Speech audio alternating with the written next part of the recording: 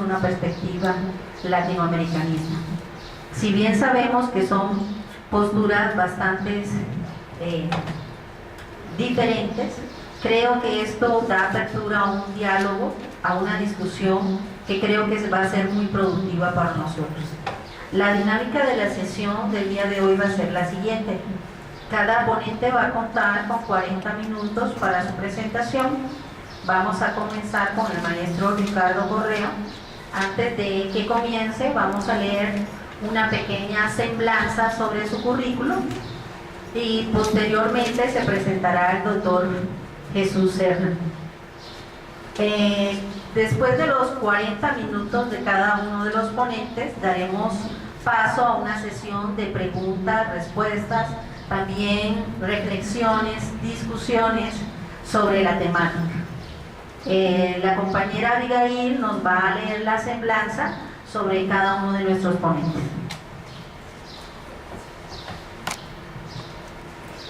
Pues bien, el maestro Ricardo Trujillo Correa colabora en la UNAM desde 1998 a la fecha, cimentando su formación y visión en el desarrollo de la perspectiva fenomenológica del estudio de la psicología y colaborando en soluciones académicas y tecnológicas que apoyan la vinculación alumno-profesor. Últimamente se ha especializado en el estudio de la posmodernidad, sociedad y vida cotidiana, pensando en continuar con aportaciones académicas e informáticas en distintos niveles. Actualmente es coordinador del área de procesos psicosociales y culturales de la División de Estudios Profesionales desde septiembre del 2010 y previamente fue secretario técnico de la misma área desde agosto del 2009. En su formación profesional es licenciado con mención honorífica en Psicología en 1997 y obtuvo en el 2009 el grado de Maestro de Psicología Clínica con la Facultad de Psicología en la UNAM, obteniendo mención honorífica por la tesis sobre la vivencia amorosa contemporánea. Asimismo, cursó el diplomado organizado por la DGTIC desde noviembre del 2010 a junio del 2011.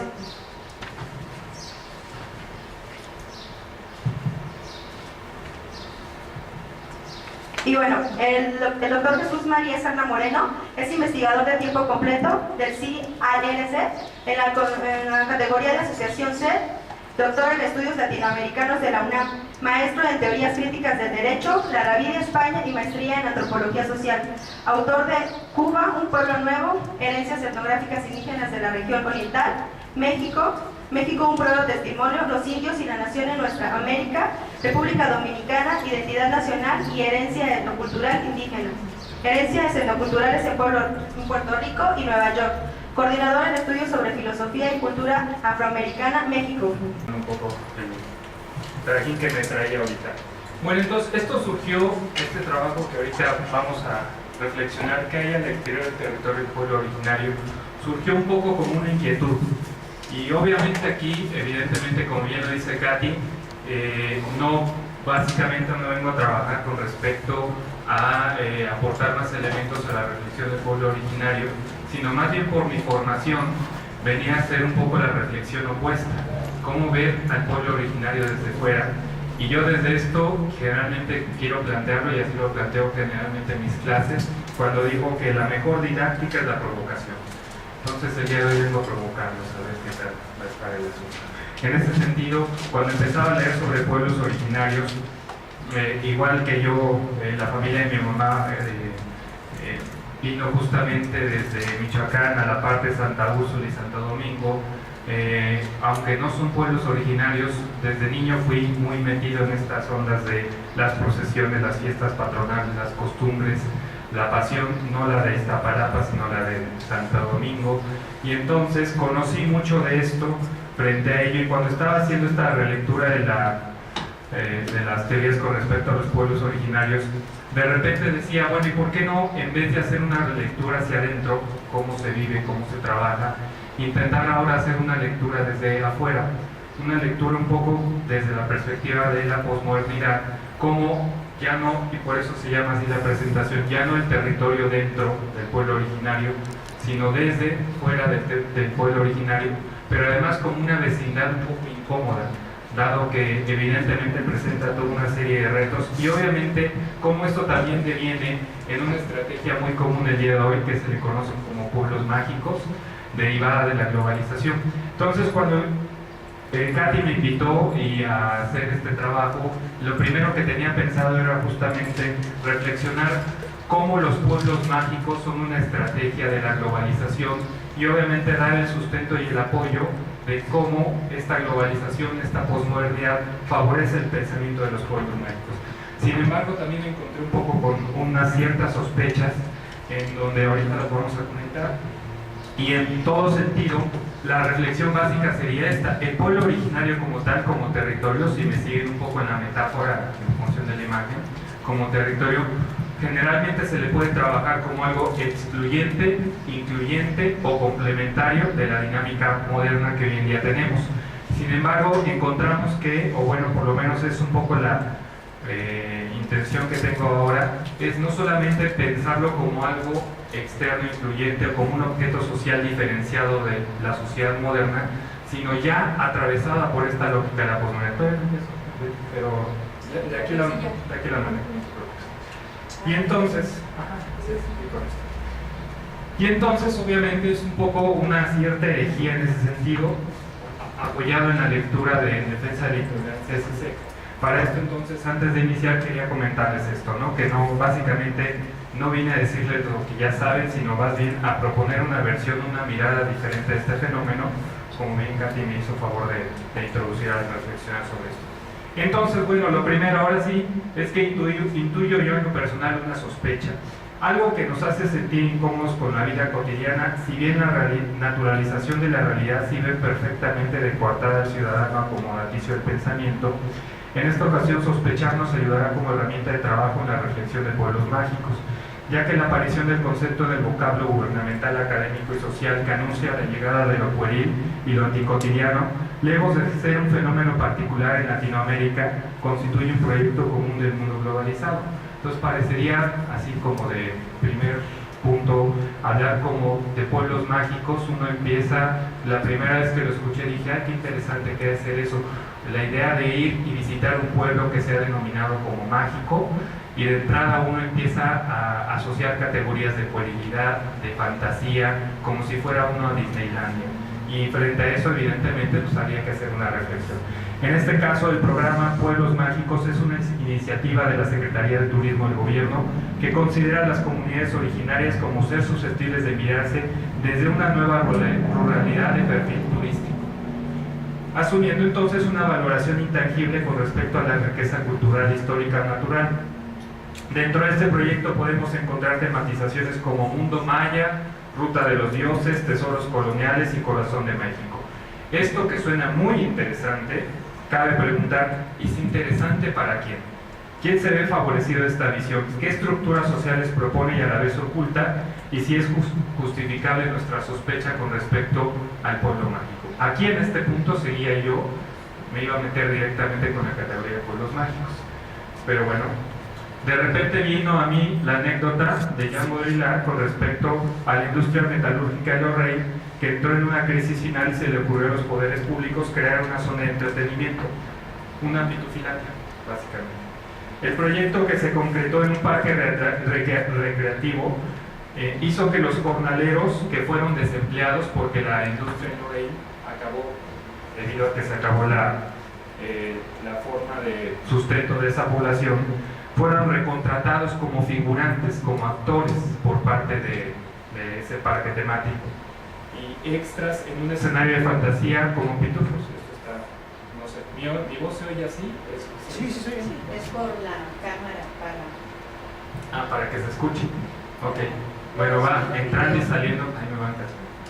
Y entonces, la idea aquí y la gran pregunta, ¿qué sucede con trabajadores que tenían una identidad, vamos a decirlo así, como trabajadores rudos, metalúrgicos, cuando tienen que ser contratados ahora como pitufos y entonces asumir la actitud de una botarga?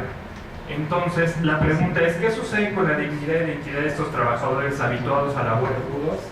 ¿Por qué la industria del entretenimiento representa la salvación de una comunidad devastada por el mismo sistema económico imperante que lo provoca? Por supuesto, estas preguntas generan una serie de debates e interés, pero no en la clase política y por supuesto no en la empresarial. Para esto entonces hay que reflexionar como psicólogos sociales, profundizar sobre esta anécdota que muestra una concepción de política y economía en todos los ámbitos de la vida cotidiana. Aquí yo generalmente con mis alumnos lo empiezo a trabajar de manera básica. Como lo tenemos tan naturalizado, no nos damos cuenta de ello. Y bueno, quienes estuvieron en clase conmigo se acordarán del ejercicio de Tarzán, el extraterrestre y el extranjero, que justamente lo primerito que hacemos para iniciar la clase es desnaturalizar la vida cotidiana y observar que esto que lo vemos tan natural no lo es tanto para nosotros. Entonces este turismo mágico, la patrimonialización de la historia y el entretenimiento, debemos apostar al multiculturalismo como alternativa a pensar en este y en otros fenómenos. Entonces iniciamos esta reflexión. Para esto me apoyo mucho en las intuiciones de Gianni Vattimo, de Baudrillard y de Cizek, quien entre otros hablan sobre la condición postmoderna, que más que el tiempo actual es una transgresión y aceleración de pasado y futuro. Aquí obviamente entramos a un problema. Cuando alguien habla de posmodernidad, todo el mundo le empieza a salir ronchas porque hablamos o de teorías que ya pasaron de moda, o de arquitectura que no se usa, o es como cuando, por ejemplo, de repente es un poco como decir, soy de derecha en México. A lo mejor alguien lo es, pero nadie quiere decir que soy panista o de derecha. Igual sucede con la posmodernidad, desde que ahí se me fue su nombre, Habermas los cuestionó de no conservadores. Ya a partir de ahí cualquier persona que se llame posmoderno se siente así como decir, ay, es que soy de derecha y no me gusta decir que en realidad soy de derecha. La verdad es que Habermas matizó mucho después esas posiciones y al mismo tiempo yo en este sentido doy cuenta de que efectivamente hay una confusión y hay una elevación muy rara con respecto al concepto de posmodernidad, pero aterrizándolo con Gianni Vattimo y con ciertos autores a partir de una lectura nietzscheana, heideggeriana y después Vattimo y con otros autores como el mismo Baudrillard, creo yo que se da una teorización muy importante con respecto a la sociedad en la que estamos. Esto con lo que conocemos como la sociedad transparente, que no significa porque ya si todo es sustancialidad, todo se ha liberado de los referentes. Un ejemplo de esto, los eventos ya se han vuelto anécdotas de café, es decir, ya vamos a implicar nosotros en ese sentido una protesta. Yo voy a protestar por X cosa, abro mi página de Facebook y denme likes, y de ahí no pasamos. O por ahí tengo la imagen, ¿no?, de la protesta de Calima, era muy interesante como para eso sí se podía uno vincular. El dinero se vuelve especulativo ya que se vuelve significante flotante, ya millones y millones de dólares pueden transitar de un lado a otro sin que nos demos cuenta, y empresas pueden quebrar y ni siquiera haber recibido en contante ese capital del cual perdieron para no mantenerse en el negocio. La moda se liberó de lo feo y lo bello, está de moda un poquito más bien lo grotesco. Ahí tienen la Tigresa del Oriente, Moderato, ahorita que Moderato está sacando su nueva canción del Mundial de Fútbol, Lady Gaga. En ese sentido, entonces, es una reflexión que como psicólogos sociales tenemos que hacer. La política se libera de las masas, los objetos de su utilidad, los medios de la verdad. En ese sentido, entonces, estamos frente a una premisa que habla del fin de lo real, el fin de lo social. Que evidentemente soy el coordinador psicólogo social y decir que el fin de lo social pues representa una especie como de autogol parecería. Sin embargo, yo creo que sí es importante que hagamos esta reflexión en este sentido. Por lo tanto, cunde la pregunta en el ambiente: ¿qué es real y qué es ficción? ¿Bajo qué base? La realidad virtual no proporciona ilusión, es la realidad la que se ha hecho virtual, no hay doble y como nos dice Baudrillard, solo hay alta definición o alta fidelidad del objeto. Por ejemplo, la alta definición del sexo, que es la pornografía, la alta definición del lenguaje, que es la informática, la alta definición del suceso, que es la información. En esta perspectiva, entonces, la posibilidad de una narrativa lineal, circular o compleja ha quedado superada y se proyecta entonces más como un teatro de lo absurdo, una lógica del cinismo, un hacer como si, y no deja de llamar la atención como la patología de moda en Estados Unidos es la que denomina Otto Kepper como la patología limítrofe, que es la expresión justamente de una personalidad que es como si. Y entonces todo se vuelve una temporalidad social inédita caracterizada por la primicia del aquí y del ahora. Con un sugerente tino esta idea se ejemplifica en la televisión con una campaña publicitaria de cerveza Sol. Tan maravilloso es cuando de repente dice Pablo Fernández, el eslogan se le adelanta a la realidad. El comercial, ustedes lo habrán visto, dice, qué ironía, el refri lo que menos tiene es comida, la tele es más grande que tu cuarto, y cuando sacas cero todos te felicitan, cerveza Sol, cerveza cero. El comercial no es inocente, pues muestra la premisa ideológica de la adolescentización cultural, dice mi esposa que más bien infantilización cultural, que reclama el himno de una vida sin sustancia, sin finitud, estática y despreocupada, y con ello la aceleración, la virtualidad, la angustia, se afirman como procesos sociales que generan nuevas formas de relación entre las diferentes escalas de la vida, global, local, privada, pública o íntima. Este es un contexto en el cual estamos en una sociedad inédita, por la cual no tenemos que desconocer. Para esto entonces el pueblo originario, la pregunta, y obviamente Katy me hacía la aclaración porque no era muy claro con respecto a qué estaba pensando por pueblo originario, yo voy a usar una categoría a lo mejor diferente que la que ustedes están trabajando con respecto a los pueblos originarios del Distrito Federal. En este caso yo encontré, y me gustó para lo que estoy trabajando, pensar el pueblo originario como en su acepción de comunidad indígena, mestiza, criolla americana, que busca con arraigo histórico y territorial reivindicar la cultura, el espacio y los intereses. Y obviamente a partir de esto yo afirmo que están interlazados con la condición posmoderna, siendo común encontrar la apuesta contraria, la dialéctica entre reconocimiento y exclusión en la literatura. Obviamente eso evidentemente estaría, que es lo que yo pongo en un primer punto para reflexionar. Y estos a su vez pueden ser observados comunidades de los pueblos originarios como comunidades sociales diferenciadas, antagónicas, complementarias o integradas, haciendo énfasis y alerta sobre la inercia y susceptibilidad de transfigurarse en una estrategia de consumo, que en este caso es el turismo. Y en este proceso de análisis y miradas articuladas sobre el tema de los pueblos originarios ha sido constante desde la modernidad, y en el caso de México ha destacado primordialmente el imaginario de la ciudad blanca frente al indio, que acentúa con las corrientes migratorias hacia la ciudad, donde, sin embargo, la ciudad se negó a asumir la diversidad, jugando un papel de enlace entre los procesos de globalización. Al mismo tiempo, también las corrientes teóricas volvieron su mirada a las ciudades, enfocándose en los procesos de migración, movimientos populares y luchas obreras por los que se pensaba que la cultura indígena estaba por desaparecer. Y esto es lo que básicamente conocemos como multiculturalismo, que seguramente ustedes lo tienen más claro que yo. Tocamos entonces un punto clave aquí en la discusión. Se puede asumir una posición de análisis de reflexión de los pueblos originarios desde las instituciones, y esto puede ser, y digo puede, ser cómplice con esta ideología, porque estas minorías convirtiéndose se vuelven el vehículo para la uniformidad y universalización de los valores occidentales, el reconocimiento de otras alteridades como formas particulares de ser dentro de la cultura universal. En este sentido es como lo dice Slavoj Žižek, como una estrategia global habitual de constituir al otro como tolerable, étnico, religioso o de género, cualquiera que ésta sea. Yo, qué bueno que estés aquí, pero te tolero. Que es diferente, por ejemplo, a que dijeran, bueno, estás aquí y corresponde a una cierta justicia social. Por ejemplo, Žižek lo comentaba un poco en el sentido del discurso de Martin Luther King, cuando decía, si ustedes ven el texto de Martin Luther King, jamás habló de la palabra tolerancia, porque implicaba más una acción pasiva. Si yo estoy aquí y eres diferente a mí, pues te tolero. ¿No? Es así con cara de fuchi. Pero la verdad es que diría Slavoj Žižek, yo creo que más bien tendríamos que pensar desde justicia, porque la justicia ya es un acto activo. Evidentemente te implica un compromiso frente al otro, porque el otro puede o no puede tener ciertas condiciones. Frente a esto entonces, pasamos al mundo del otro civilizado, que es el otro exótico, que consiste en el levantamiento de estrategias de exclusión como modelo de espacio vital, trazando una línea divisoria y neocategorías folclóricas al gusto del civilizado. Y entonces es un poquito como lo del caballo de Troya. Tú no puedes tener a alguien civilizado y a alguien salvaje de frente. Necesitas que haya un cristal que los separe, así como cuando uno va al museo o va al zoológico, no puedes dejarlos libres porque evidentemente hay un choque frente a ellos, entonces tiene que haber una separación que permita que estos dos puedan convivir.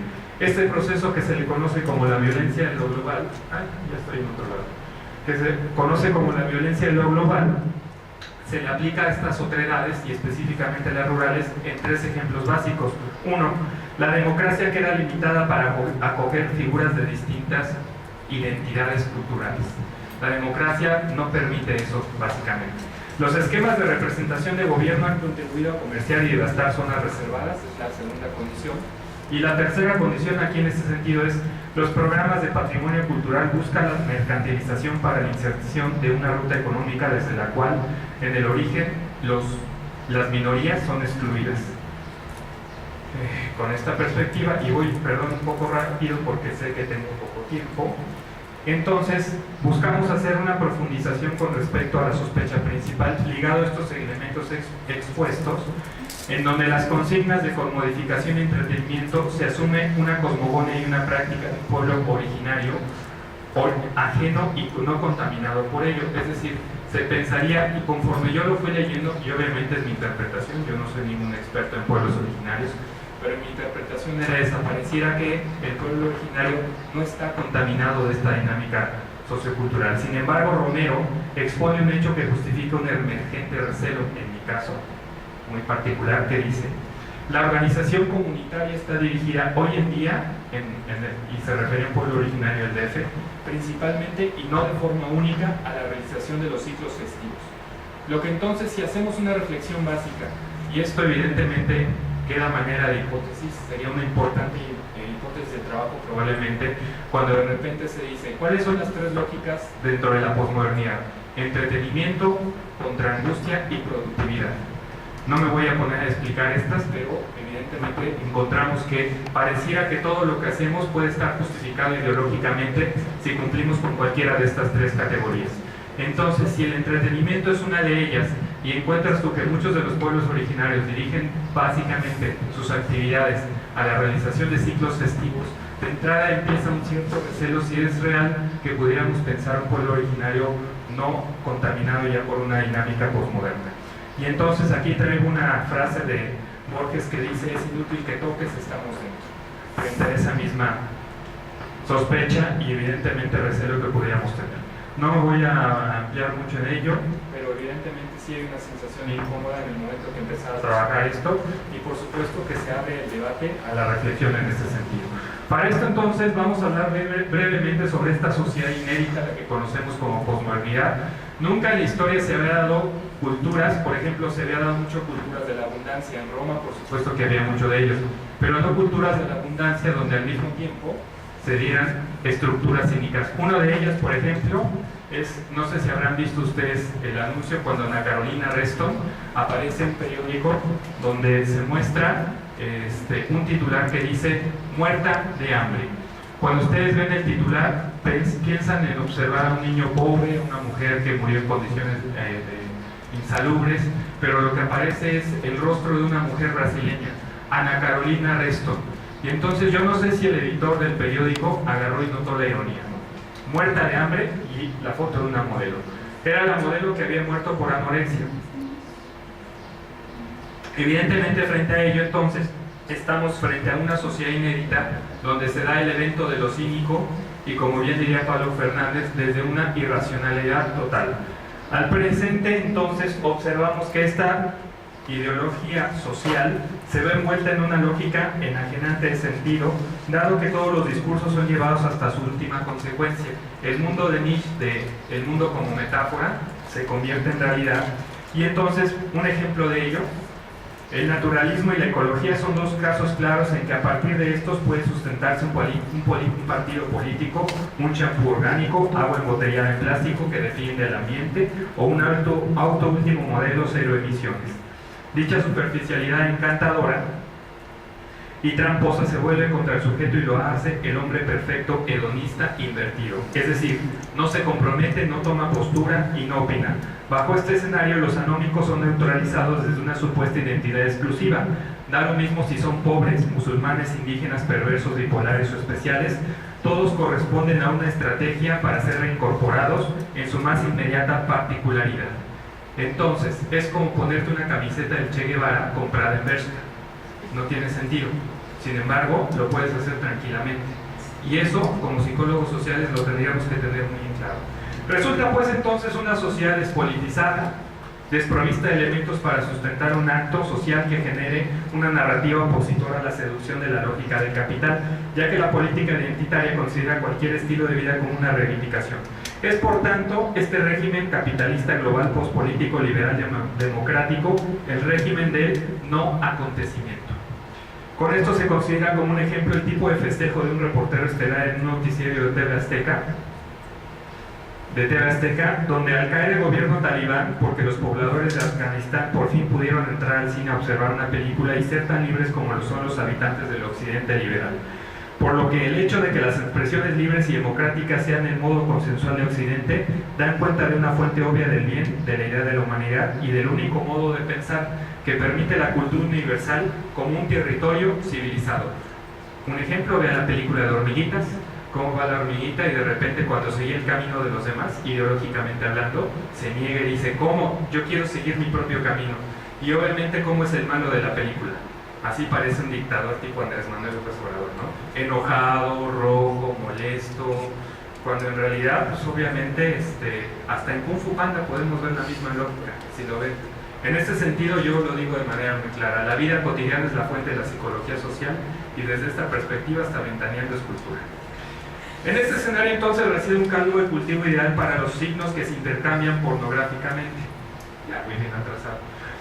Desdibujando fronteras económicas, geográficas, sociales y culturales, derrapando en un eclecticismo. Un ejemplo de esto es un pequeño artículo que escribió Rafael Barajas el Fisgón, que dice: la globalización del libre comercio produce fenómenos sumamente curiosos. China, la última superpotencia que se reclama socialista, se complace en vender mano de obra esclava a empresas multinacionales.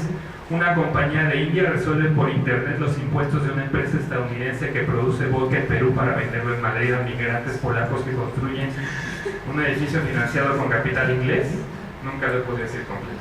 Un consorcio que hace biotecnología de punta patenta los genes de una tribu aislada del Amazonas, y George Bush se ha convertido en el peor presidente de la historia de México.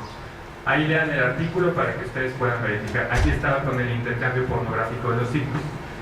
El que sea un bebé no tiene nada pornográfico. Bueno, un accidente. Y entonces, en ese sentido, entramos a la lógica del eclecticismo, donde lo mismo se da escuchar reggae, se ve una película de vaqueros, se almuerza hamburguesas de McDonald's y se cena cocina típica del lugar, se usan perfumes de París en Tokio y vestido retro en Hong Kong. Esta es una reflexión, por ejemplo, que hace Gorila. De similar forma es que los derechos humanos pueden circular en este sistema como cualquier otro producto global.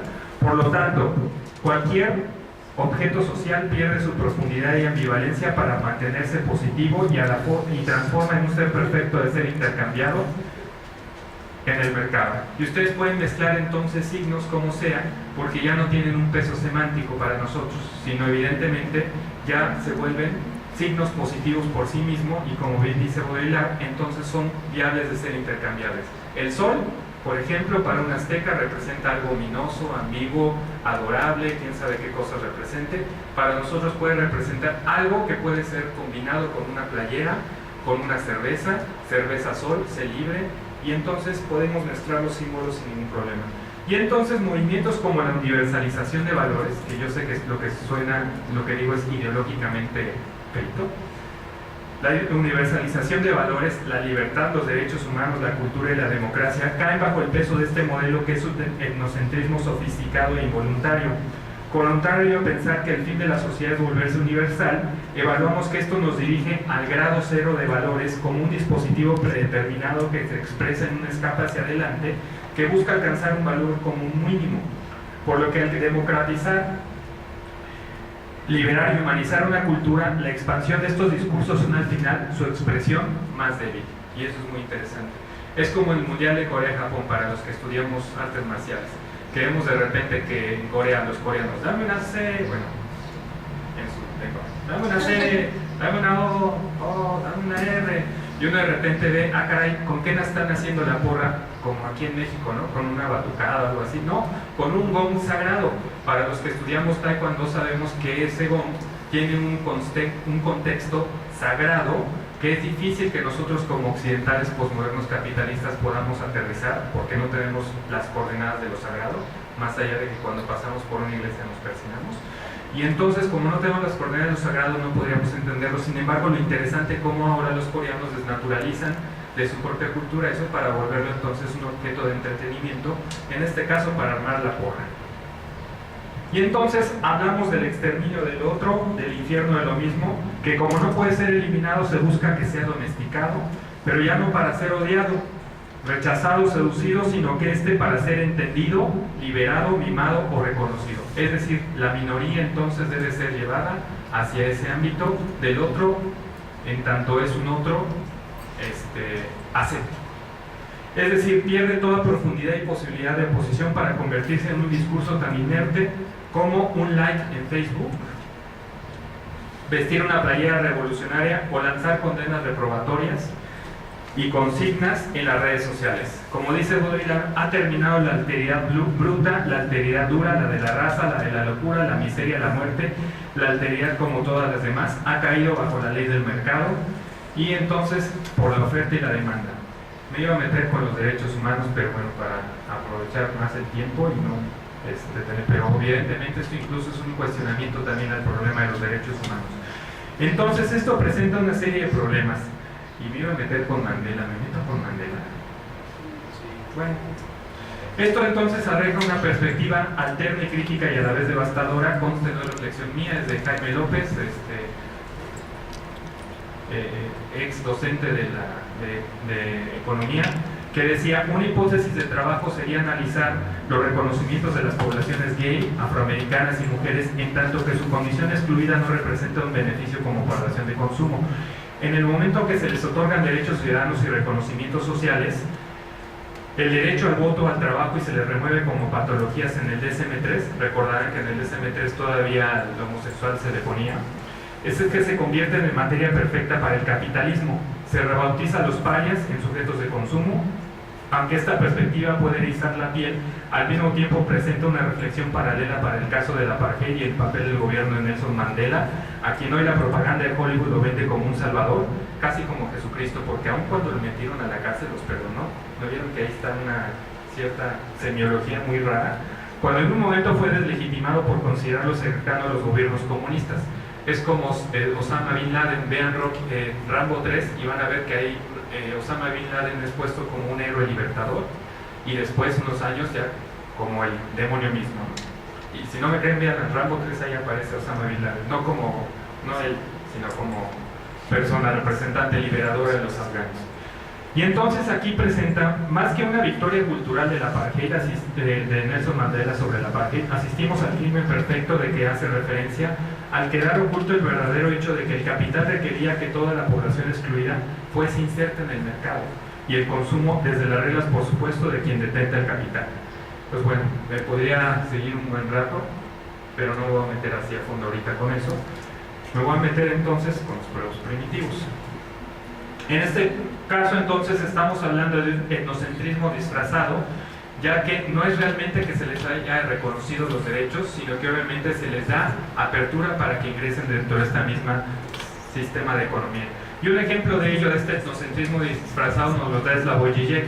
Él agarra de repente y habla de una expedición que se va a Nueva Zelanda, que se mete a una de estas aldeas ocultas, y obviamente lo que van estos investigadores es encontrar una población que representaba un baile de la muerte que jamás había sido documentado.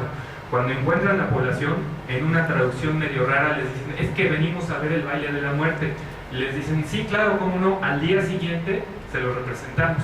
Ya se van a dormir y al día siguiente los despiertan y se los representan. Y entonces de repente, dice Slavoj Žižek, pues pareciera entonces que hubo una victoria porque pudieron efectivamente tomar nota del evento.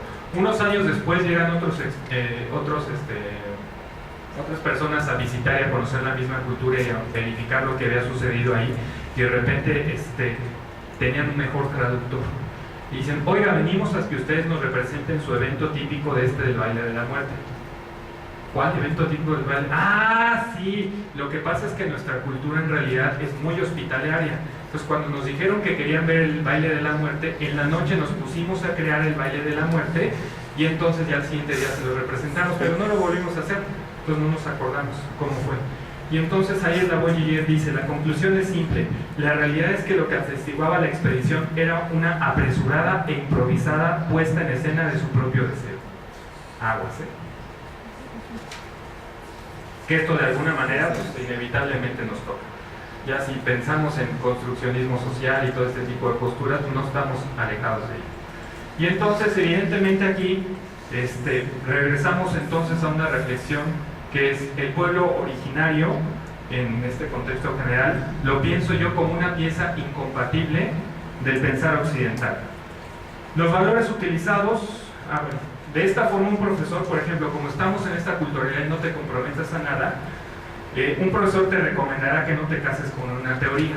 Yo siempre les digo, ¿por qué no? Si existe el divorcio. Un jugador de fútbol te recordará que es solo un partido, que no se juega la vida de nadie. ¿Qué chiste tiene? Un medio de comunicación discutirá sobre si tu religión debe interferir con tu estilo de vida. Cualquier persona opinará que no importa lo bizarra que puede ser una práctica sexual, mientras no lastime a nadie más. Caemos entonces en una trampa consensuada que permite no tomar posición ni asumir un compromiso frente a una aporía social, que es el cada quien. En ese sentido estamos en la cultura del no acontecimiento, que refleja los procesos de participación y representatividad se ven como imperativos que no son tomados en serio, y esta dislocación se puede ver en el ámbito académico al encontrar conceptos tales como acción social, ciudadanía y nación, las cuales incluyen en sí mismo una impronta de exclusión y colonialismo. Por ahí tengo la fundamentación completa, pero si no me creen, lean a Canales en el 2007, en donde dice, por ejemplo, como Weber, Mitt, Durkheim, Habermas, Parson y todos ellos son imposibles de estructurar, por ejemplo, la posibilidad de pensar lo diferente más que desde la multiculturalidad. Y entonces, pues ahí se los dejo como provocación. Lean a Canales, que él hace una reflexión muy interesante con respecto a esto. Y entonces, ante la ausencia de estrategias adecuadas para acceder a un proyecto cultural, la idea de que el mercantilismo es compatible con los ámbitos culturales se encuentra a campo abierto, llegando hasta la concepción de un pueblo originario es viable de ser habitado por el turismo y por la sociedad privilegiada que está ávida de realidad. Entonces hablamos de lo que se le conoce como ahora una nueva ruralidad. ¿Cómo está definida esta nueva ruralidad? Ya no es pensar lo rural como ajeno o diferente a lo urbano, sino más bien ya no es de una actividad agrícola y pecuaria como actividades económicas, sino como un individuo pluriactivo con nuevas actividades para llegarse de ingresos. Casi es como una especie de autogestivo, ¿no? Estableciendo una nueva relación con lo urbano, incorporando como territorio periférico de la ciudad y los procesos productivos, o como un nuevo espacio de urbanización sin contaminación, le hacen para la gente rica. Y entonces como reconocimiento del patrimonio cultural para el turismo de consumo. Esto es sacado de Hoyos y Hernández como efectivamente los tres elementos en los cuales se piensa hoy en día la nueva ruralidad. De esta perspectiva entonces, el pueblo originario es una cuestión, desde nuestra perspectiva como ciudadanos postmodernos, marginal, exótica y museográfica, y se representa de una imaginería constituida de espacios culturales. Ya no me hagan caso aquí porque sé que estoy más pendiente ahorita de poder decirles lo que tengo aquí de decir que la presentación, para llegar al tiempo necesario. Y entonces se representa de una imaginería constituida el pueblo originario como un espacio natural con historia, mitos y artefactos, interacciones sociales comunitarias y singulares y originales, por lo que son susceptibles al turismo, recordando que el ocio también se convierte en una mercancía, presentando el atractivo necesario que permite al ciudadano romper con su cotidianidad, que por cierto abomina. Entonces, de esta perspectiva, el pueblo originario es un objeto neutro, fácil de entender y atractivo, y podría establecerse con esta información una hipótesis. Si un pueblo originario se reconoce a partir de un gobierno que le otorga dicho estatus, dada su dinámica social no ajena a la urbana aunque particular, aunque no cualquier pueblo originario contiene prácticas de un arraigo a territorio y comunidad, podría ser analizado más desde la lógica de grupos y no desde una colectividad. Yo sé que esto es opuesto a lo que se maneja, pero yo lo manejo como hipótesis sin ser un experto en el tema. Y entonces esto nos lleva evidentemente a la reflexión de qué es un pueblo mágico. Si finalmente el pueblo originario lo que se busca es llevar a esta condición de esta nueva ruralidad de turistización de la sociedad, entonces parece lógico para el universo global y financiero que pensar al diferente, al aborigen o al extranjero solo puede hacerse desde el lugar del sujeto aniquilado, que reivindica la frase de Kierkegaard: el mejor vecino es el vecino muerto. Y yo, por cierto, ahorita los vecinos que tengo, sí, yo creo, estoy de acuerdo con Kierkegaard. Siendo congruentes con este imperativo, los pueblos mágicos enuncian un escenario virtual sin alteridad ni profundidad simbólica para ser convertidos en una réplica viral de una transnacional dedicada al entretenimiento. Por lo tanto, Resulta la solución neoliberal a la incorporación de la diferencia y al sistema global y figura como una estrategia desde un discurso etnocéntrico que lo celebramos como cuando alguien asiste a Disneylandia con un rostro estático y a la espera de ver sorpresa en cada rincón de diversión. Vean ustedes la estructura, cómo está diseñado Disneylandia. Desde el momento en que entras, hasta desde el estacionamiento, hay cosas para poner caras y ay, debo estar felices por todos lados. Hasta la hamburguesa tiene cara de Mickey Mouse. En ese sentido, el pueblo originario tiene la misma estrategia, perdón, el pueblo mágico tiene la misma estrategia. Entonces, estamos ante la utilidad y la funcionalidad última del mundo, en el mundo paródico de tomar jugo de naranja, de toronja, no por gusto, sino porque contiene elementos vitamínicos que expulsan la malignidad del cuerpo turnado en enfermedad. Aguas, porque ya uno no puede comer, sino tiene que ser saludable. De esa misma forma, la naturaleza se exprime con herramientas discursivas para exponer un escenario vistoso para su utilización y consumo. Continuando con estas excertas de la vida cotidiana, si me paso el tiempo me avisan para ya ir concluyendo. Tailandia, donde después de mostrar atracciones, se los voy a explicar así brevemente. Estoy viendo de repente Cablevisión y aparece en Cablevisión un programa sobre Tailandia. Es una señora que se dedica a andar de spa en spa para ver en qué momento dice, ay, este lugar es maravilloso, no sé qué. Y mientras uno se muere de la envidia, al final del programa, ya cuando de repente mi esposa estaba extasiada y decía, sí, qué padre, entonces yo quiero visitar y conocer Tailandia, agarra a la señora y en la escena final estaba meditando así, haciendo yoga, y su voz en off decía, lo que me acabo de dar cuenta es que Tailandia es un pueblo mágico, perdón, un país mágico. Y de repente así me hizo pin, ay, la palabra otra vez mágico. Y al mismo momento que estaba diciendo eso, se veía el atardecer y obviamente el spa que está así todo bien fregón. Caminaba sobre piedras especiales de Tailandia, te daban un masaje con lodo especial de Tailandia, es decir, todo estaba temático a Tailandia, ¿no? Y entonces, a lo mejor lo traían de China, pero bueno, entonces que te decían que era de Tailandia. Y entonces en ese momento agarraban y te decían, no, sí, Tailandia es un país mágico. En ese momento que estaba haciendo esa escena y su voz en off dice eso, al mismo tiempo estaba llegando uno de estos criados que le dejaba la toalla y casi con actitud así serví. Se alejaba así como, oh, mi ama, ¿no? Y la pregunta entonces que yo hice cuando de repente vi esa escena, seguramente para ese pobre hombre, ¿Tailandia seguirá siendo un país mágico? Yo creo que no. Entonces Tailandia seguirá siendo un país mágico para los que puedan acceder a él mediante el mercado, ¿no? Entonces, estamos en una sociedad, el ser humano occidental posmoderno se aburre, su cotidianidad le pesa, como en las películas blockbuster donde se observa a sí mismo. Una persona con una normalidad aplastante, ya sea un trabajo común, una familia común, un pueblo común, es capaz de convertirse en un superhéroe o villano malvado, según la película. Está mi villano favorito y la otra negamiento y todos estos, ¿no? Dejando patente las pautas ideológicas del anhelo de vivir una experiencia como un vampiro, con un superhombre, un mago o un oso panda, porque la demanda, que es más allá de la pantalla, se recrea en un espacio para habitar como un figurante un escenario posible. Es decir, no soportamos nuestra cotidianidad. Por eso vamos al cine a ver una película que nos saque de nuestra cotidianidad, porque obviamente, pues, ¿qué de cotidiano tiene Superman, los Avengers y Kung Fu Panda? Nada. Justamente por eso es que vamos y los vemos, porque nuestra cotidianidad nos aburre. Y si ustedes pensaban que así es todo el cine, pues no, efectivamente en otros países, en otros mundos, en otros espacios, el cine es totalmente eso. Y entonces, esto es cierto tanto para los pueblos originarios en México. Un caso interesante fue Sinsunzán. Cuando fui a visitarlo, ya saben lo típico, ¿no? Hay que ir a ver Sinsunzán, me acuerdo. Inmediatamente cuando llego al pueblo, estaban unas personas acomodándote en un estacionamiento. De entrada ya empezaba ahí la sospecha, porque dije, ay güey, tiene la misma estructura de un parque temático, hasta del estacionamiento ya te están acomodando. En cuanto entras, vas a un largo pasillo, donde a cada lado había puestitos de cualquier cosa, se supone originaria de ahí de Sinsunzán.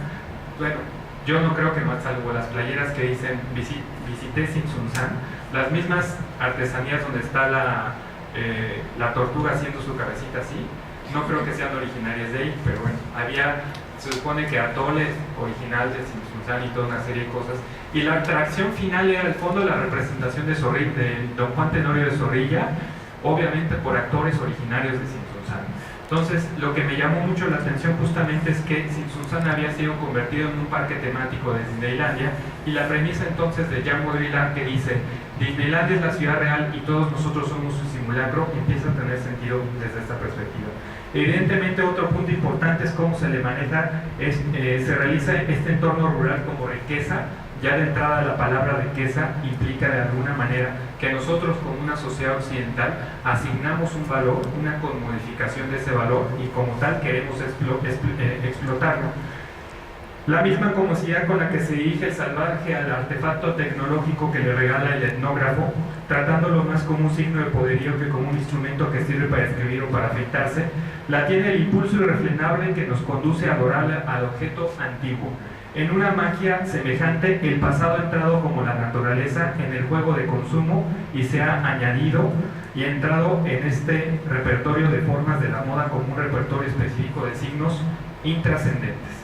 Y entonces, una de las grandes premisas que fundamenta esto de los pueblos mágicos es la creencia del paraíso perdido. Ustedes dirán, bueno, pero es que ¿cómo es posible? Yo no pienso un poco en esta idea. Es una idea común en todo Occidente, la del paraíso perdido. Les voy a dar aquí unos breves ejemplos. En el arte, con el movimiento impresionista que da la mirada exacerbada hacia el paisaje, dando la espalda a la máquina. En la filosofía, con el concepto del orden o el salvaje, de la cosmogonía evangelizadora Bartolomé, que mira al indígena que habita como vaca en el paisaje terrenal.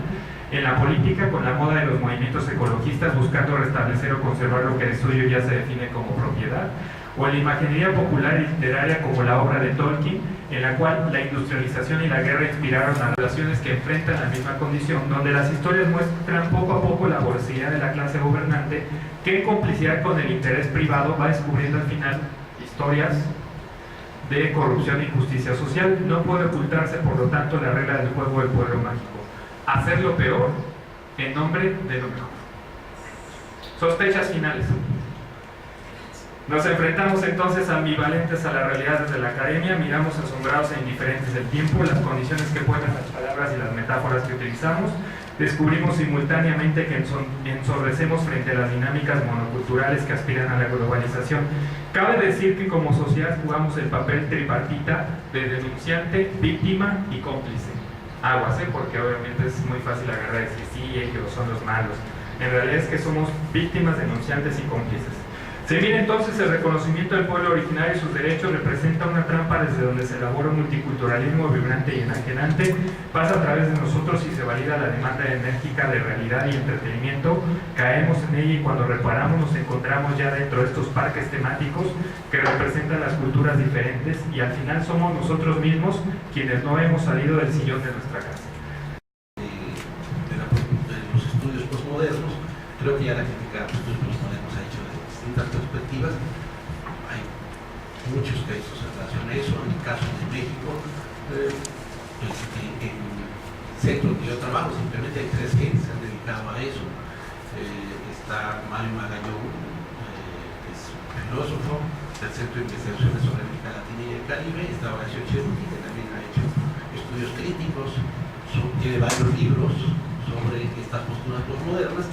Y desde luego es cierto que muchas veces se ha visto de manera muy maniquea al postmodernismo, a las concepciones postmodernas como posiciones de derecha. No, en realidad hay diferentes posturas dentro de esta corriente, de manera que diversos autores tienen de hecho posturas distintas. La postura más observadora ha sido localizada sobre todo en Lyotard, que es uno de los exponentes que hacen la primera propuesta sobre estas concepciones postmodernas, y posteriormente el caso de Bakhtin o Baudrillard, que también han sido estudiados, analizados, criticados desde América Latina, desde Europa también, pero también en América Latina hay trabajos muy interesantes en relación a eso, pero son posturas muy distintas. Por ejemplo, el de Bakhtin no se puede comparar con las posiciones conservadoras de Lyotard. Por supuesto, hay posturas mucho más dadas hacia la izquierda, una cierta lectura de Marx, más desde lo que sería un marxismo que se ubica básicamente en lo que serían los procesos de distribución, más que los procesos de producción, donde Marx mismo decía que era el centro de su análisis, ¿no?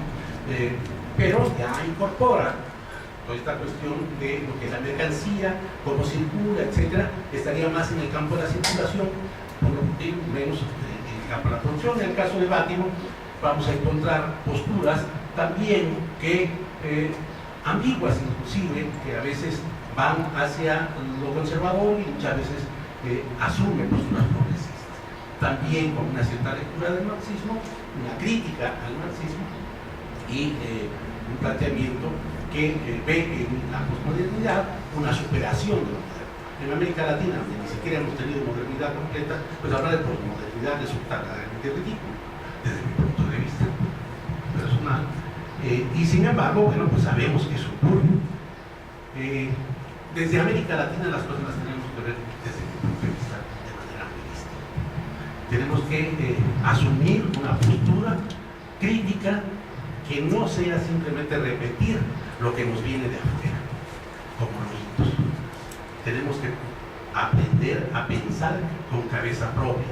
Y esto nos lo decían ya desde el siglo XIX nuestros pensadores. No crean que esto es nuevo. Y la crítica al multiculturalismo reaccionario en América Latina ya se dio desde el siglo XIX en Haití con Antenor Firmin. Imagínense, estamos hablando de finales del siglo XIX y ya Antenor Firmin contestaba a las posturas europeas, racistas, que casi siempre lo son. Estas posturas europeas, fíjense, el postulador de la ciencia europea a finales del siglo XIX, una ciencia positivista, por supuesto, era Gobineau. El libro de Gobineau se titulaba Sobre la desigualdad de las razas. Es un texto que es paradigmático de lo que es el racismo. Y la respuesta la tuvo en América Latina, en Haití, por Antenor Firmin, que se le conoce muy poco, se le lee muy poco, porque no está de moda, por supuesto, no es una moda. Hay que estudiar estos textos, que son textos fundamentales, y que contestó Antenor Firmin ante esta vez con un libro que es poco conocido, no está traducido completo al español, está en francés. Nosotros estamos haciendo una traducción con un haitiano que está aquí, que está haciendo su tesis sobre Antenor Firmin, y estamos haciendo una traducción de este libro que es importantísimo y que se llama La igualdad de las razas, sobre la igualdad de las razas, justamente un alegato que demuestra la visión racista de Gobineau, el máximo exponente de la ciencia europea de finales del siglo XIX. Así hemos estado contestando desde acá, pero hay que conocer nuestra historia, hay que leer a los maestros, es necesario saber qué es América Latina. Y por eso existen los estudios latinoamericanos en esta universidad, ni más ni menos que por eso, para tener una corriente que analice la historia de nuestros países desde una perspectiva que es muy importante desde el punto de vista epistémico, el desde, es decir, en lugar de enunciación, desde dónde estamos hablando. ¿Estamos repitiendo o estamos pensando por nosotros mismos? Esa ha sido una preocupación desde finales del siglo XIX. Bueno, pasamos entonces. ¿Qué sentido tiene calificar un conjunto de estudios como latinoamericano? ¿Qué significa estudiar América Latina en la actualidad? Bien, ya desde el siglo XIX, decía yo, José Martí, que conoció a Antenor Firmin, que fueron amigos, que además se cargaron. José Martí ya decía, no nos conocemos y eso nos mantiene separados para unirnos, tenemos entonces que conocernos. Yo voy a hablar aquí de tres ideas fundamentales de los estudios latinoamericanos desde la perspectiva de la filosofía y de la antropología. Tres ideas, porque hay muchos aspectos que podríamos tocar en relación a los estudios latinoamericanos, pero hay tres ideas que han sido centrales, que han sido muy importantes y que yo las he escogido para poder hablar de los pueblos originarios. Estas tres ideas tienen que ver con unidad e integración latinoamericana. Esta es una idea del latinoamericanismo que es fundamental. La lucha por la unidad, por ver a América Latina como única en muchos aspectos desde el punto de vista de su historia, de su cultura, de su etnicidad, etcétera, etcétera, etcétera. No es solo su lengua, como siempre se ha dicho, el hecho de que podamos caminar 14.000 kilómetros Ninguna parte del mundo puede uno alcanzar 15.000 kilómetros entendiéndose todos los que estamos encontrando. En América Latina uno puede ir desde el río Bravo hasta la Patagonia y uno va encontrando pueblos con los cuales puede uno comunicarse por el español. ¿Okay? Hay esta posibilidad, digamos, de, incluso ni en China, porque en China a veces de cantón en cantón tiene variantes lingüísticas tan grandes que no se entiende. ¿No? Un territorio de un país con un territorio tan grande, no encontramos esta continuidad, que es una continuidad cultural, que es una continuidad étnica, que es una continuidad histórica, que es una continuidad de muchos elementos. Bueno, entonces esta ha sido una de las ideas eje de Latinoamérica, ¿verdad? La unidad e integración latinoamericana. Pero cómo pensaron la unidad y la integración latinoamericana desde antes, pues eso ha cambiado. Ya en la actualidad tenemos que ver de manera diferente. Porque obviamente en el siglo XIX los pensadores latinoamericanistas, no todos, pero casi todos, y los que más estudian estudios latinoamericanos, desgraciadamente, han sido aquellos que tienen que ver con las concepciones liberales, que son concepciones excluyentes, que son concepciones racistas, ¿no? El mayor exponente de ellos sería el creador del libro Civilización y Barbarie, Faustino Sarmiento, que plantea precisamente esta división. ¿Cuál es la civilización? La urbana. ¿Cuál es la barbarie? Pues lo negro y lo indígena. En América Latina había que acabar con lo indígena y con lo negro. Había que acabar con eso para podernos civilizar. Tendríamos que blanquearnos. Ese es un planteamiento racista que está en un pensado latinoamericanista, que se ha considerado como el maestro de América, etc. Pero esas son las concepciones liberales. Muy pocos escaparon a eso. Entre los pocos que escaparon en el siglo XIX, tendríamos al maestro de Bolívar, Simón Rodríguez, que había que leerlo, y las cosas que decía en relación a la diversidad. Porque en América Latina hemos hablado de diversidad, no de multiculturalismo. Esto del multiculturalismo, por cierto, de lo que habló el profesor, es la ideología neoliberal. Así es más. O sea, el multiculturalismo es una ideología neoliberal. Nos ha llegado como una ideología neoliberal, ha venido vinculada por los organismos internacionales como el FMI, como incluso por la UNESCO, etc. ¿no? Con ese patrocinio nos ha llegado esta idea de lo multicultural. Seamos los Estados Unidos del Sur frente a los Estados Unidos del Norte, ¿no? Eso es lo que plantea toda la América, desde el Bravo hasta acá, toda completita, los Estados Unidos del Sur, decía. Esa es su propuesta, pero homogeneizar, ¿no? Acabar con lo negro y con lo indígena, porque eso es el resabio, eso es una rémora, eso es la barbarie, ¿no? Eso es lo primitivo. Entonces, esas concepciones son concepciones eurocéntricas que las tuvimos dentro de Latinoamérica.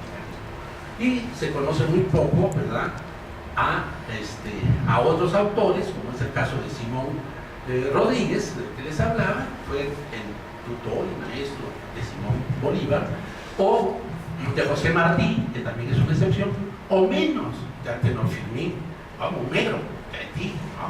¿Cómo nos van a enseñar ahora que empezamos la posmodernidad? Pues sí, señores, tiene mucho que enseñarnos y tenemos que estudiarlo y tenemos que conocerlo y tenemos que leerlo. Bueno, así es.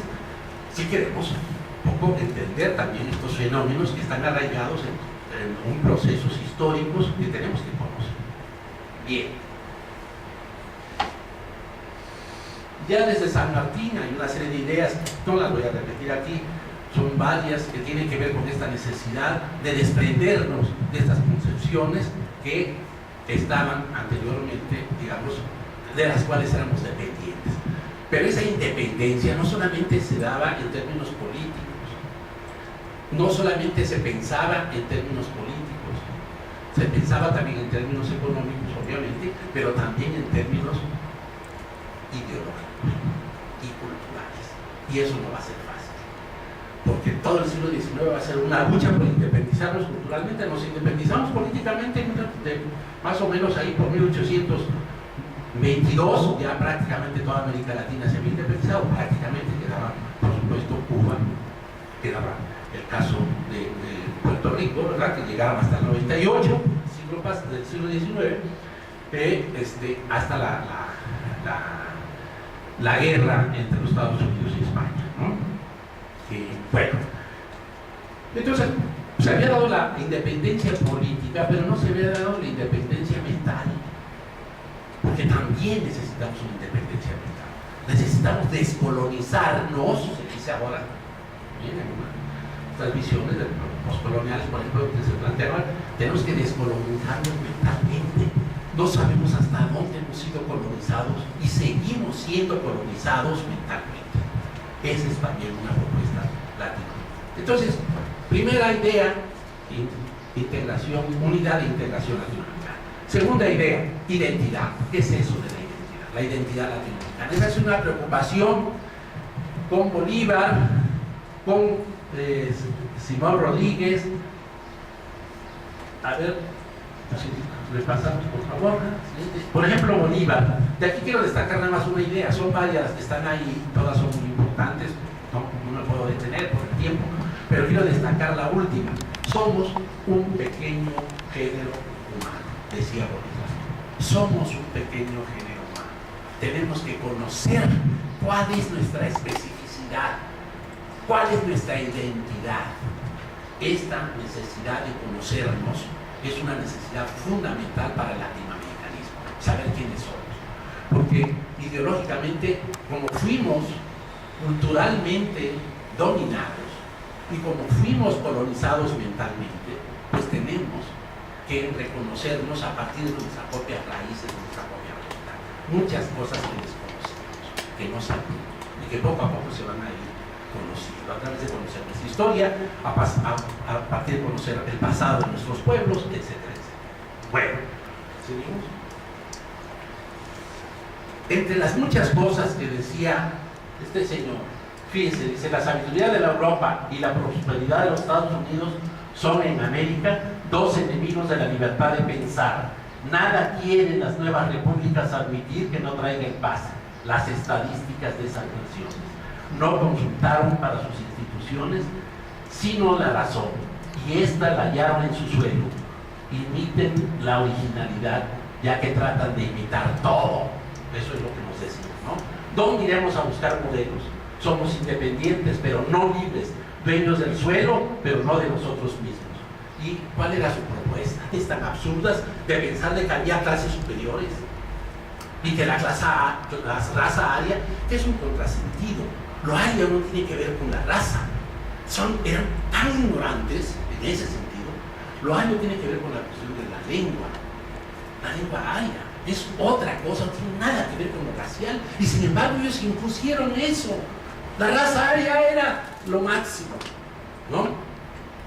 Si hubieran leído ante los filmes, a lo menos, digo. Pero bueno, así ha sido la historia y así se escribe. Francisco de Bilbao, bueno, muchos aspectos también relacionados con Bilbao, que había que decir que en el caso de Bilbao, que como liberal, también él pedía distinciones fuertes y también se acercaba mucho a la visión de Sarmiento. En cambio, ya con José Enrique Rodó existe la preocupación por encontrar en el Ariel una metáfora, la inspiración para poder decir: tenemos que alejarnos de todo lo que nos viene de los Estados Unidos y de la cultura sajona, que es materialista, que es individualista, que es utilitarista, que no se fija en lo espiritual, etcétera, etcétera. ¿Cuál era el problema de José Enrique Rodó, que haya sido muy criticado? Concepciones del arielismo. Pues que él se iba más hacia lo francés, ¿no? Entonces criticaba a los sajón, pero se iba con la cultura francesa, y entonces generaba otra visión. Y entonces él era un adorador, obviamente, de toda la concepción espiritualista francesa. Bueno, se iba de un lado, caía en las garras de otro, decía alguno de sus críticos.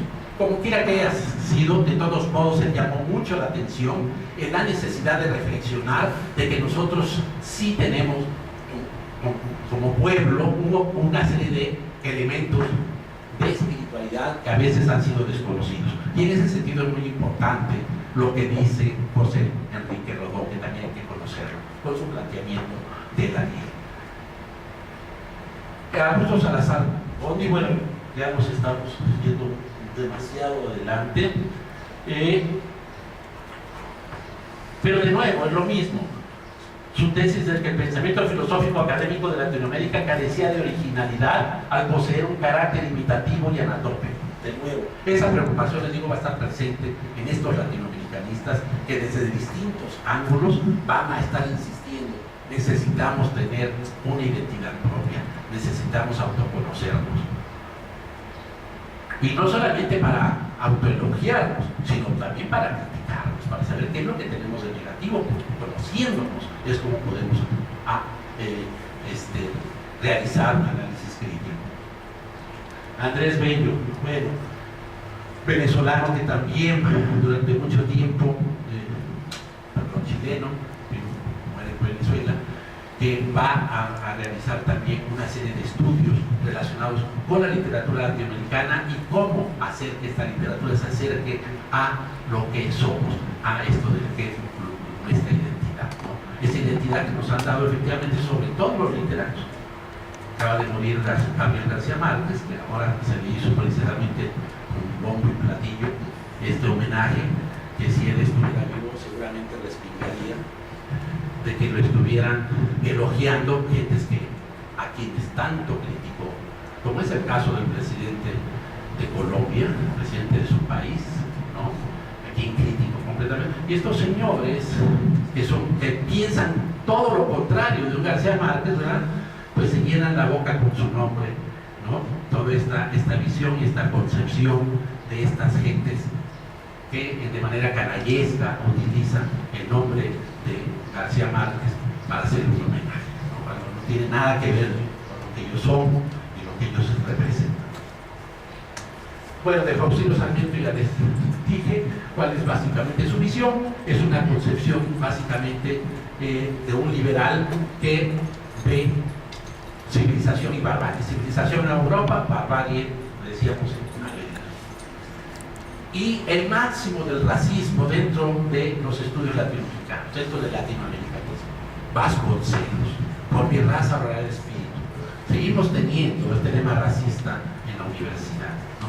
Lo que planteaba Vasconcelos es que había también que terminar con los negros, decía, porque los negros son lo peor que puede haber en el mundo, no tienen espiritualidad, son primitivos, esto del primitivismo, ¿no? Hablar de primitivismo, que es una concepción racista, ¿no? Los primitivos decían, ¿no? Los negros. Y los indígenas decían, no, bueno, pues esos están tan atrasados que si les tenemos que enseñar el español para que se civilicen, hay que civilizarlos. Él decía, educar es civilizar. Y había que civilizar eso, enseñando el español a los indígenas, se dejen de hablar esas lenguas, ¿no? Que los mantienen atrasados. Esa era la visión de este señor, un racismo acendrado, ¿no? Para él la unidad y la integración latinoamericana se daría cuando tuviéramos la raza, cuando llegáramos a la raza cósmica. Es decir, cuando no existieran ni los negros ni los indígenas, sino mestizo, el mestizaje puesto. Sé que es un concepto ideológico, ¿no? Ahorita vamos a ver por qué. Francisco Miró Quesada, sin embargo, va a actualizar el latinoamericanismo desde Marx. Lee a Marx y a partir de ahí empieza a hacer críticas a las concepciones latinoamericanistas que no han tomado en cuenta la dimensión de clase. Así como podemos ver desde la antropología que no se tomó en cuenta lo étnico, lo indígena, ahora también se critica desde la perspectiva del marxismo el que no se tome en consideración la dimensión de clase. Y bueno, el marxista que va a ser rescatado por Miró Quesada y que va a ser leído y releído después de que fue olvidado durante mucho tiempo, porque quiero decirles que Mariátegui fue un marxista heterodoxo y la ortodoxia lo acalló, no publicó sus libros, lo mantuvo oculto durante mucho tiempo. Toda esta concepción estalinista del marxismo, este marxismo ortodoxo, grosero, dogmático, ¿no? Dejara de lado las concepciones de Mariátegui. Pero en los 60 va a ser releído, sobre todo por Miró Camilo Quesada, pero por otros autores, Quijano, por ejemplo, en Perú, que van a retomar las enseñanzas de Mariátegui. Porque Mariátegui, a partir del marxismo, dice, tenemos que tomar en cuenta el marxismo, que es eurocéntrico.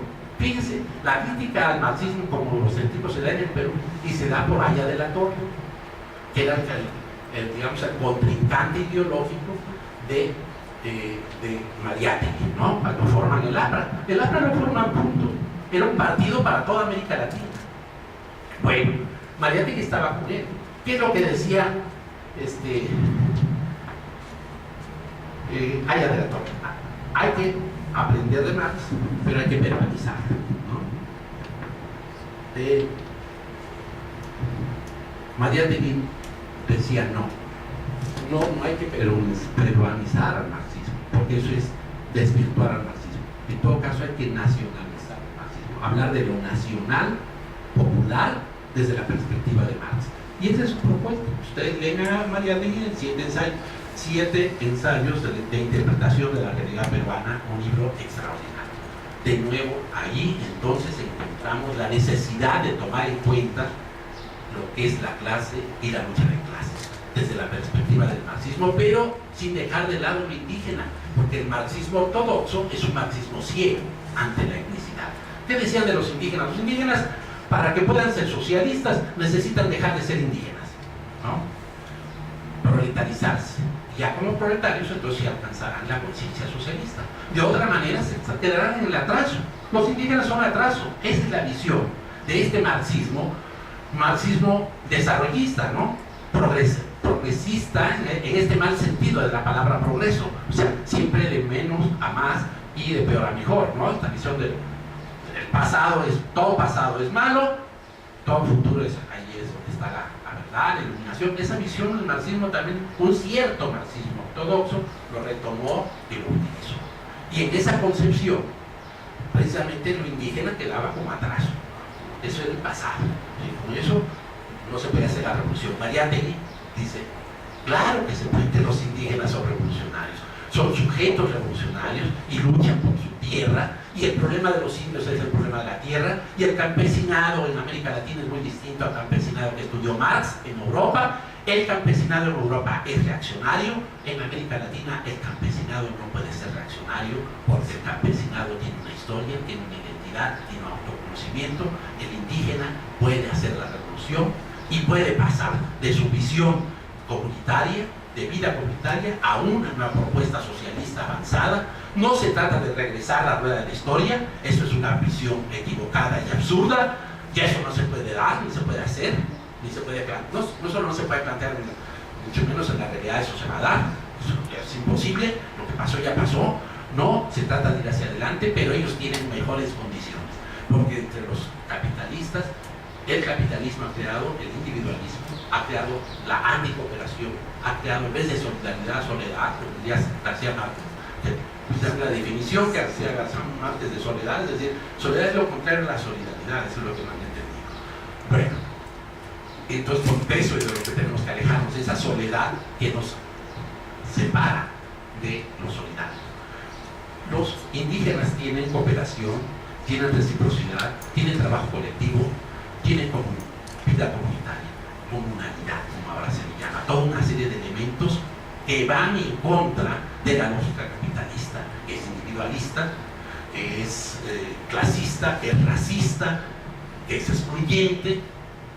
En el caso de las comunidades indígenas, será todo lo contrario. Hay una lógica que hay que saber entender y aprender de ahí, porque pensamos que nosotros sabemos mucho y andamos en la posmodernidad y no reconocemos saberes que son antiguos, pero que son fundamentales y que están ahí. ¿Qué se opone al capitalismo en términos de una lógica y una racionalidad distinta? La racionalidad, decía Mariátegui, del indígena, la racionalidad comunitaria. Hay que leerlo. Es muy importante lo que dicen los indígenas, porque a veces seguimos siendo racistas y excluyentes, lo seguimos viendo como lo peor. Ahora resulta que tienen la culpa de que les pongan a sus pueblos mágicos. Eso lo hace el Estado, y hay que decirlo con todas sus letras. Es una política del Estado, y el Estado es un Estado neoliberal que está proponiendo políticas neoliberales. Y obviamente que va a continuar esa visión, y entonces por eso va a ser todo esto que criticaba Guillermo muy justamente, porque efectivamente está mal, pero hay que ver quién es el sujeto que genera eso. Es el Estado, son políticas de Estado. Hay que hacer pueblos mágicos, claro, hay que venderlo, pues, turismo, etcétera. Pues claro, esas son las políticas neoliberales, pero hay que decirlo así, porque la crítica a esa problemática ya se ha hecho desde el marxismo con mucha más profundidad. Estas visiones postmodernas, discúlpenme, pero se quedan únicamente en la superficialidad. Pero bueno, sigamos. Había mucho que decir de Mariátegui y de lo que el marxismo aporta. José María Arguedas también en las visiones y las concepciones de lo indígena y la reivindicación de lo indígena, criticaba ese indigenismo que ve al indígena como pobrecito, ¿no? Con lástima, que no lo ve como igual. Es una forma de verlo desde una perspectiva de espíritu de superioridad, ¿no? Pobrecito, ay, cómo sufre. No, esa visión también es criticada ya desde América Latina y desde hace mucho tiempo. Bueno, lo de Gauss es muy importante porque va a crear una filosofía desde América Latina y va a plantear, nosotros también pensamos, ¿y por qué no va a haber una filosofía latinoamericana? Un español trasterrado, como les decía, ¿no? Viene y plantea eso, y a partir de ahí Leopoldo Sea y muchas otras gentes van a continuar esa enseñanza y decir, efectivamente, América Latina tiene que tener una propuesta propia de cuestiones de filosofía. Uno de los alumnos de Gauss, Luis Villoro, que acaba de morir, Luis Villoro, una gente éticamente intachable, un gran ser humano, de los pocos dignos intelectuales que tiene esta universidad. Fue de los pocos que se dignó ir a las comunidades zapatistas a aprender, y así lo dijo, y así está en sus propuestas, y que supo entender lo comunitario y lo que es lo comunitario y los valores de lo comunitario. Léanlo, por favor. Es un excelente autor, es un filósofo nuestro, es mexicano, latinoamericano, pero también universal, porque tampoco se trata de quedarnos con las visiones etnocéntricas. Todos los pueblos somos etnocéntricos. No crean que eso, siempre que nacemos pensamos que pues, somos el ombligo del mundo. Eso es inevitable, es una condición humana, pero lo importante es criticarla, analizarla, verla. El etnocentrismo debe de ser criticado efectivamente, pero desde una perspectiva de respeto al otro, de respeto al diferente, no de tolerancia, de respeto, que es una palabra que va mucho más allá.